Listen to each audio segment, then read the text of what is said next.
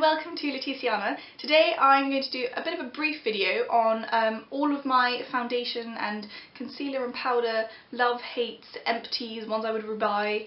I constantly struggle with foundation for two reasons.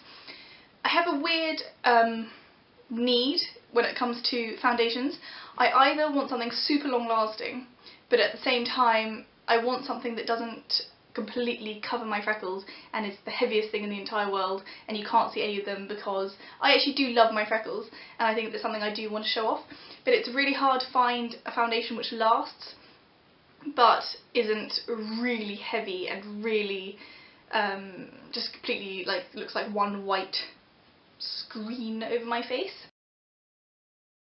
I've been through so many concealers in my lifetime and I've given so many recommendations and they've all been so awful, so I just thought I'd show you the ones which I found really disappointing. First of all, actually, I'm going to talk about this one, which is the Rimmel Wake Me Up concealer stick.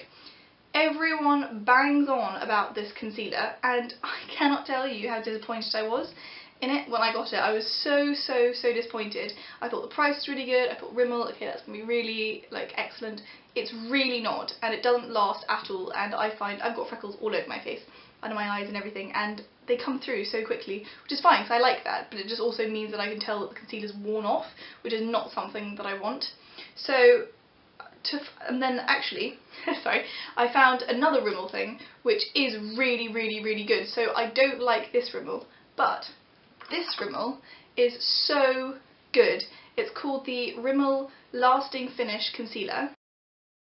And it comes in this little pot like this, and then I just use a mini brush to put it on underneath my eyes, and I find this lasts throughout the entire day, and this one, the Wake Me Up one, doesn't even last for a couple of hours. I find it really bad. Next I'm going to talk about this collection Conceal and Light Like a Pro. This I found the other day and it's fairly new, and it comes with these awesome shades, these 8 shades. But the highlighters are really good. They have purple, green, cream, and then a kind of beigey one, and they are really good. But once again, the concealers do not last at all. They really don't. They come off so quickly. But the highlighters have a really good way of correcting your skin tone if you have any redness. That's really good. This I paid so much for. It's the YSL Touche Eclat Radiant Touch Concealer. And you click this and it comes out through the brushes, and it has this lovely pink tone, but it just does not last. And it also has like a weird perfume to it, which isn't actually very nice at all, and so when you put it on, because it's quite close to your nose, you kind of go, like, what's that smell? And I think they put some perfume in it, but it's really not very nice, and I really didn't like it. One that I would recommend, not as much as the Rimmel Lasting Concealer, is this Maybelline Fit Me Concealer, which is such a good dupe for the NARS Creamy Concealer. The NARS one is another one which everyone goes on about, which I liked more than the Rimmel one, which everyone also goes on about, but it still wasn't actually very good. But their foundations, which I'm going to come to in a second, I thought were really excellent and really lasted. So the Fit Me Maybelline is a cheap version, but again, I would still go for the Rimmel, which I think is actually less expensive. These two are some other concealers. As you can see, I go through so many and try so many, and literally none of them have been good. This is the Maybelline Cover Stick, which I completely used out, mostly because I didn't really have another option. I sort of felt like I should get my money's worth out of it, so I just didn't buy any new ones. I just felt like I should use it up. And this is the Rimmel Hide the Blemish Concealer, which again I completely used out, mostly because I didn't have another option, not because they were good. And I cannot tell you how disappointing they were. They're so thick when you first apply them, and then they disappear so quickly, and I don't understand. And I do touch my face sometimes, and I know I probably shouldn't touch as much as I do, but you know, when you sort of find yourself, I don't know, itching something throughout the day, but the concealer shouldn't come off that quickly, and the Rimmel one doesn't. This Rimmel one, which I have been banging on about, is so good, and it really lasts.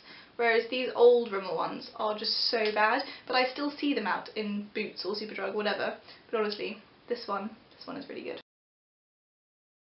On to foundations. I've been through every single foundation in the planet either expensive ones, cheap ones, whatever ones, hand-me-downs from my sister or my mother or whatever. There's one which has been such a standout one for me, actually two, one's drugstore, one's luxury, and they have been really good for me. And they are the NARS Radiant Foundation, which really does last quite a long time.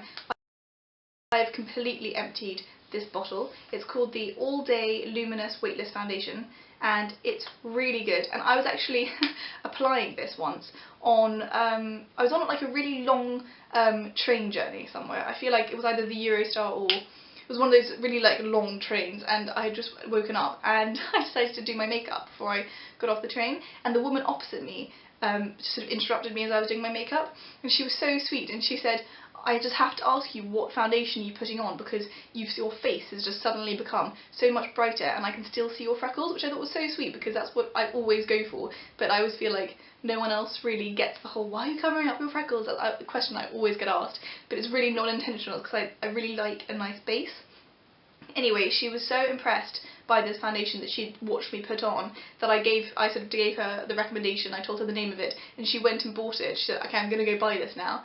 And I always thought it was so sweet, and it's just so good. So it's not just me, other people think it too. And then the other one is a drugstore one, which is the Maybelline Superstay 24-Hour Foundation. Now, I've tried all of the Maybelline foundations. I've tried their new ones. So for example, I've tried the Dream Satin Liquid one. I've tried the Better Skin Superstay one, and then finally, this is actually the original Superstay 24 Hours, and it's the best one out of all of them. The Dream Mousse just does not stay. All of the other ones, like the Fit Me foundation, just does not stay. It just goes throughout the day. I don't understand it. So yeah, so this one is definitely the one to get, and I really hope they don't discontinue it because it is one of their oldest, but they still do sell it in Boots, and it's just the best. That one really does stay. I wouldn't say if it stays 24 hours, but it definitely stays for at least 12 or 14, and quite frankly, who's up for a straight 24 hours, so I don't really know. So, L'Oreal. I have a bone to pick with you. These two were banged on about so much by everybody. This is the L'Oreal True Match Lumi Healthy Luminous Makeup Foundation. This was so bad, I can't tell you. I mean, it didn't even stay for a little bit. It stayed for no time at all, and I really felt like it did nothing to my skin. Also, this one, the L'Oreal Infallible 24-Hour Matte Foundation, I bought this quite recently because everyone has been talking about it. It is so matte, and my skin's quite dry, that I have to moisturise it like twice before I put this on, and I can feel it clinging to my skin. It is so bad for dry skin, and in no way does it last 24 hours at all. It is so... Also, both of these just make my skin look so lifeless, and I feel so unhighlighted, and I just feel like it's grey and ooh, and especially in winter, you really don't want that. So these two I really do not recommend. This is the Bourjois Healthy Mix.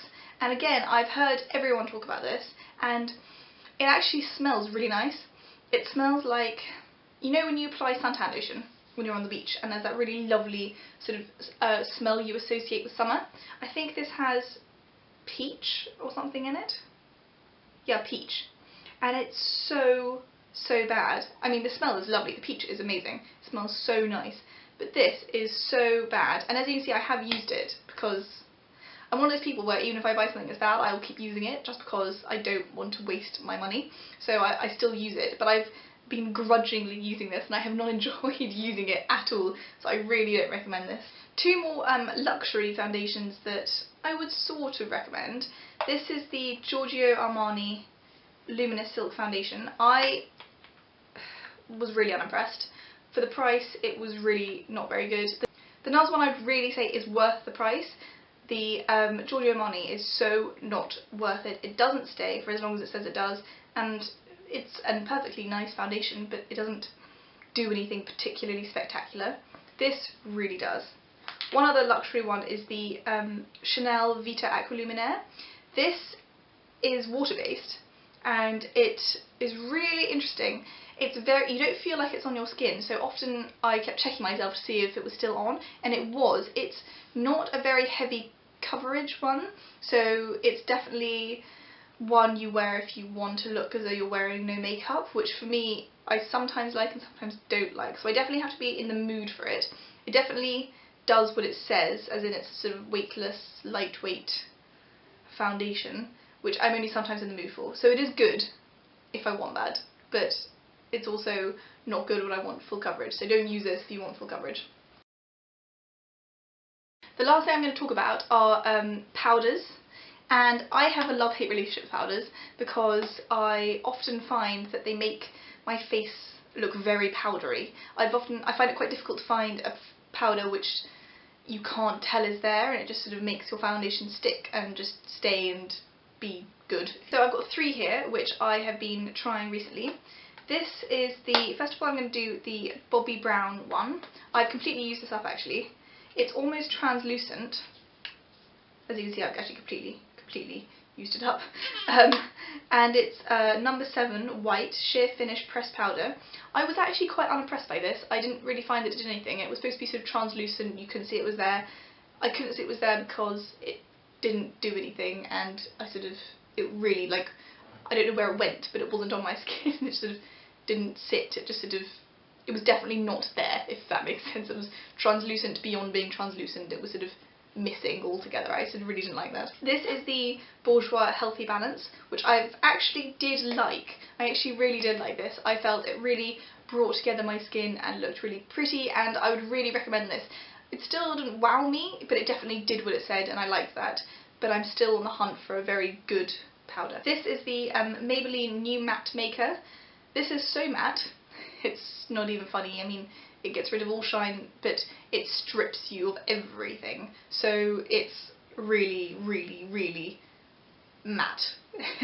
So I wouldn't use this if you want dewy looking healthy skin. This sort of really makes you look not lifeless, but like a sort of mannequin. It's so matte, but still it's good. Like, it does make it stay. So I think if you're going to use this, definitely moisturise beforehand and maybe put on a nice highlighter to make your skin not look so dead. So the last things are these Sleek and Kiko. They're kind of called creme to powder foundation slash powders, and these are really good, but they're incredibly strong coverage.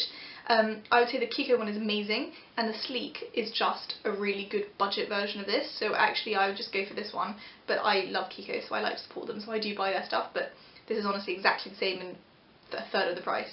And as you can see, I have completely loved this. It's completely gone almost, and similarly with the Sleek one actually, it's completely gone. I've completely used it and I loved using it. It wasn't a grudgingly used one. And this is actually really cool because if you lift up this bit, it has a little space underneath for a little powder sponge. So that was an incredibly long, in-depth, chatty video. I hope this helps you if you're like me and you've really struggled with finding the right foundation, the right concealer, the right powder, and then combining all 3 and then not looking super weird. So I really hope this has helped. It's taken me so long to find the perfect ones, and I feel like I've done it. So I hope this has helped you, and I will see you in my next video. Bye!